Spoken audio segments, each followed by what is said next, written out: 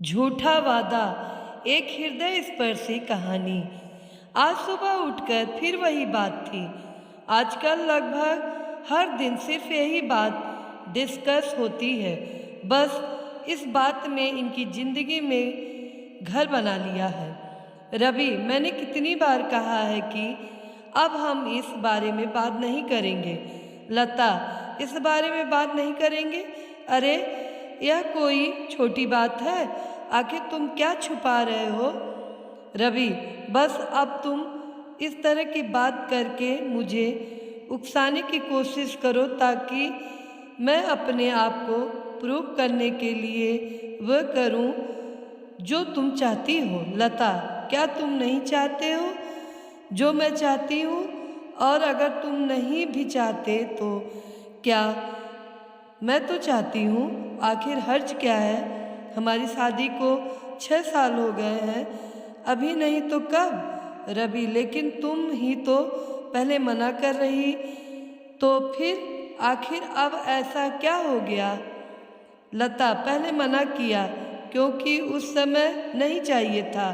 Planning करनी होती है और अब चाहिए, इसमें क्या गलत है? रवि, लेकिन अभी क्या इतना समय हो गया है?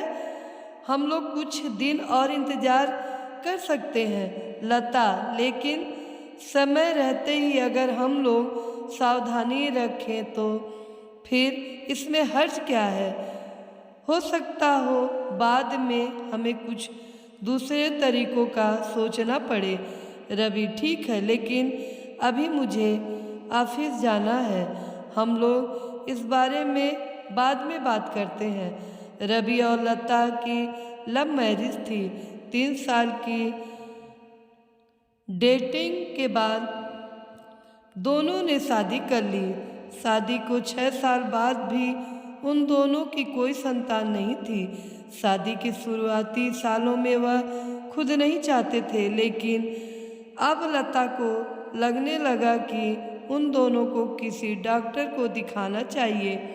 उन दोनों इस बात को लेकर डिस्कशन होता रहता है। 2 महीने बाद लता रवि को इस बात के लिए राजी कर ही लेती है। लता, रवि, मैंने बात की है, कोई नई डॉक्टर आई है पास के बड़े अस्पताल में, स्वाति नाम है। मैंने उनका अपॉइंटमेंट ले लिया है। तुम्हें मेरे साथ चलना है? रवि ने हाँ में सर हिला दिया। रवि और लता दोनों अपने अपॉइंटमेंट वाले दिन पहुंच गए अस्पताल। अपने नंबर का वेट कर रहे थे। करीब 3 घंटे के इंतजार के बाद उनका समय आया डॉक्टर से मिलने का। दरवाजे पर जो था उसने उन्हें अंदर आकर बैठने को कहा कि मैडम अभी आ रही हैं, आप बैठिए। रवि और लता दोनों अंदर आकर बैठ गए। रवि धीरे धीरे फुसफुसाने लगा, रवि, इतना इंतजार तो पहले ही किया है और अभी इंतजार करना बाकी रह गया क्या? लता, हाँ, तो इससे पता लगा सकते हो कि इनके पास कितने लोग आते हैं। कुछ बात है तभी तो आते होंगे ना। कुछ समय बाद मैडम अंदर आई। एक फाइल थी उनके हाथ में।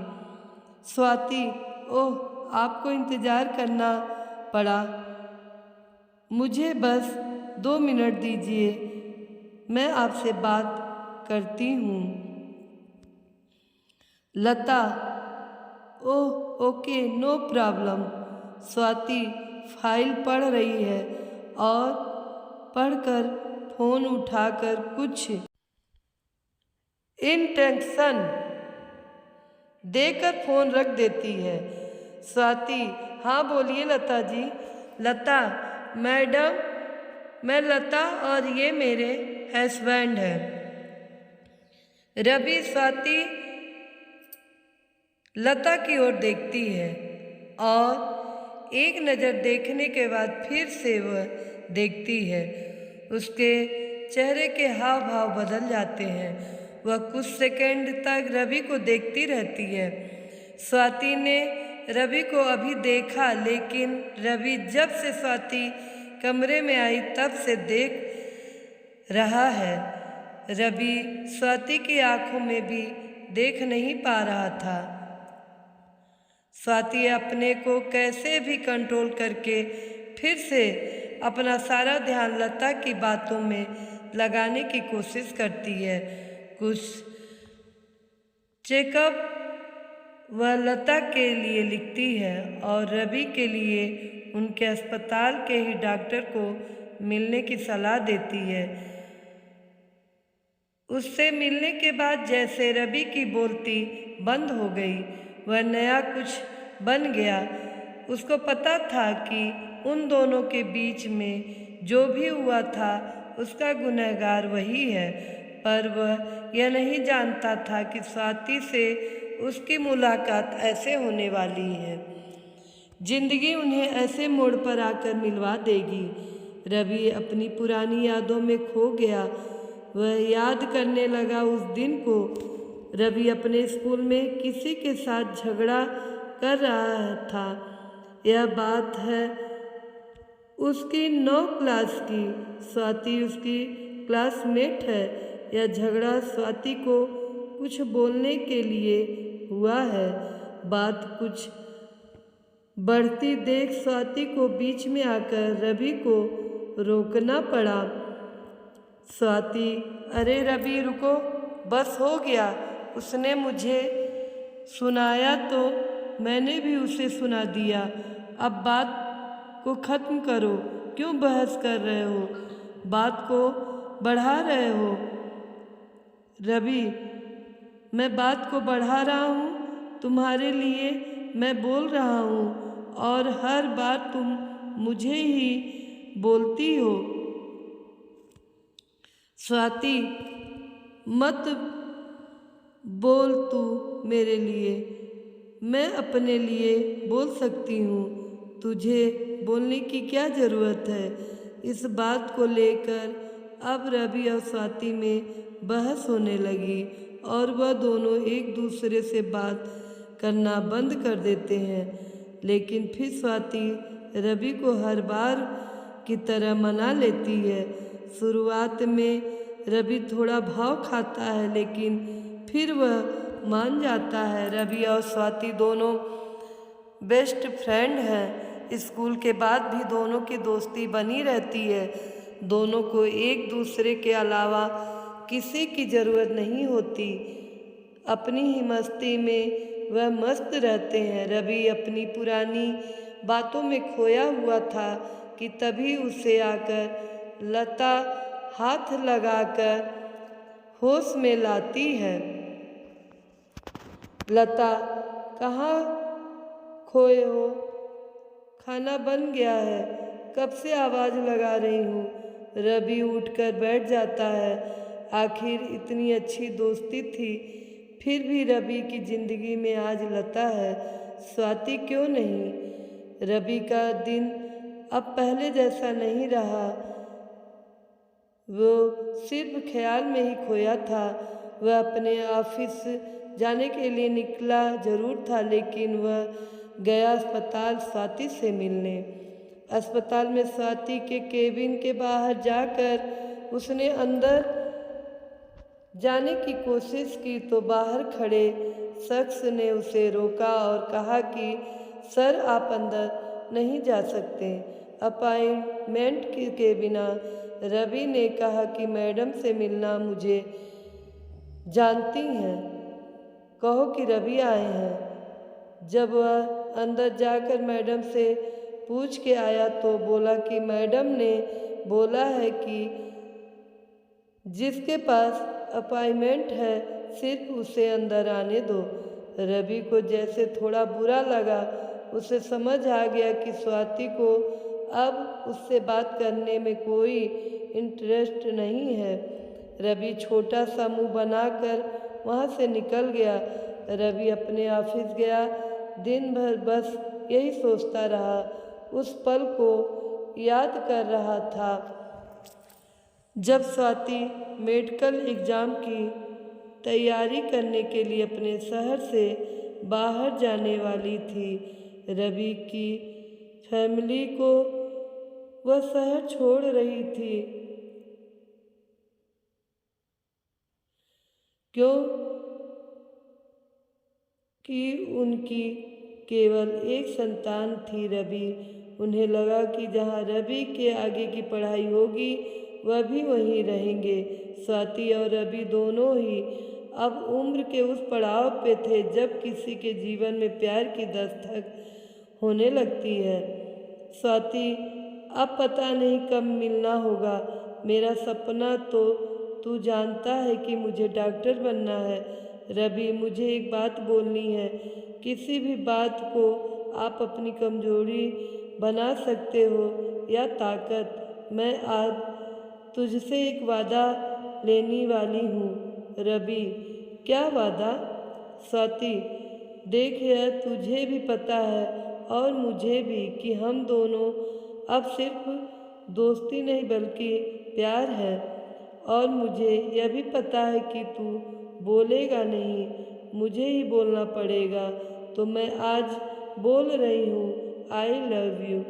लेकिन यह एहसास हमारा है। हमारे माँ बाप ने हमारे लिए कुछ सोचा है, उनके भी सपने हैं। मैं चाहती हूँ कि हमारा प्यार हमारे फ्यूचर के आगे ना आए, कमजोरी नहीं हमारी ताकत बने। हम दोनों पहले कुछ बन जाते हैं, फिर साथ होंगे, खुश होंगे। मैं तुझसे यह वादा करती हूँ कि मैं तेरी हूँ। क्या तू भी मुझसे करता है?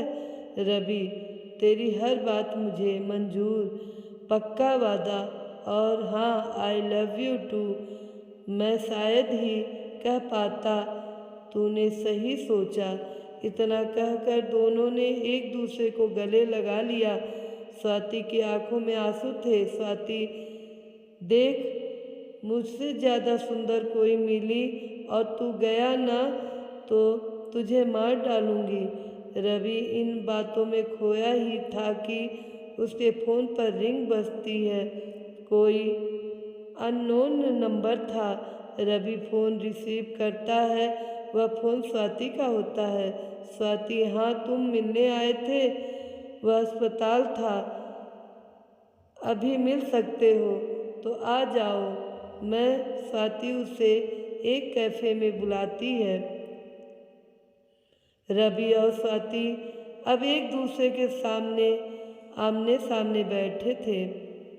रवि, कैसी हो? स्वाति, जैसे तुम छोड़ कर गए थे वैसी हूँ। मैं बदलती नहीं, जो बात मैं करती हूँ उस पर रहती हूँ। रवि, वह मैं। स्वाति, कुछ कहने या समझाने की ज़रूरत नहीं है, मैं ही पागल थी। समझा, जैसा मैंने सोच रखा है वैसा तुम भी पक्का मेरे लिए सोच कर रखोगे।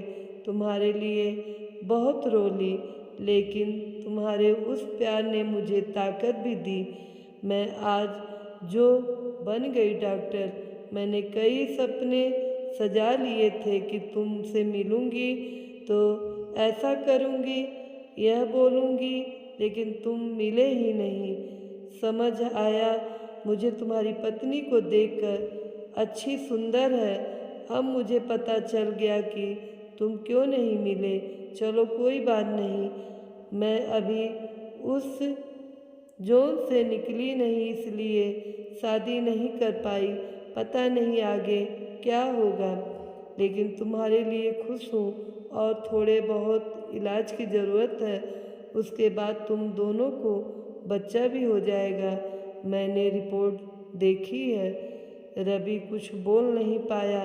स्वाति, चलो कोई बात नहीं है, इतने साल बाद मिले, अच्छा लगा। अब हम दोनों के रास्ते अलग हैं।